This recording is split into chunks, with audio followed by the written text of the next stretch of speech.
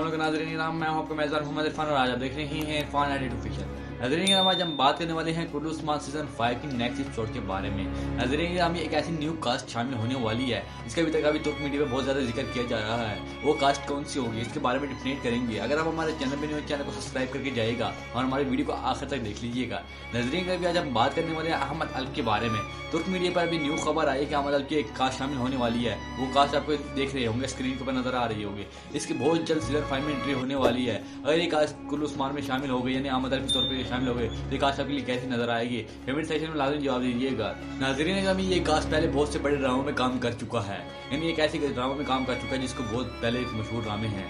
यानी आप देख सकते हैं बारबोरसा के अंदर भी इसने अपना सारे अंजाम दिए, यानी बहुत से बड़े बड़े ड्रामों में इसने काम कर चुका है। यानी कुल्लू उस्मान में इसकी कास्ट शामिल कर दी गई है। राजस्थान ड्रामे में भी इसने अपना नाम बहुत कमाया था। नाज़रीन अभी कुल्लू उस्मान सीजन 5 की नेक्स्ट एपिसोड में आपको देखने को मिलेगा। अगर आपको हमारी वीडियो पसंद है तो वीडियो को लाइक करके जाइएगा, हमारे चैनल को सब्सक्राइब करके जाइएगा।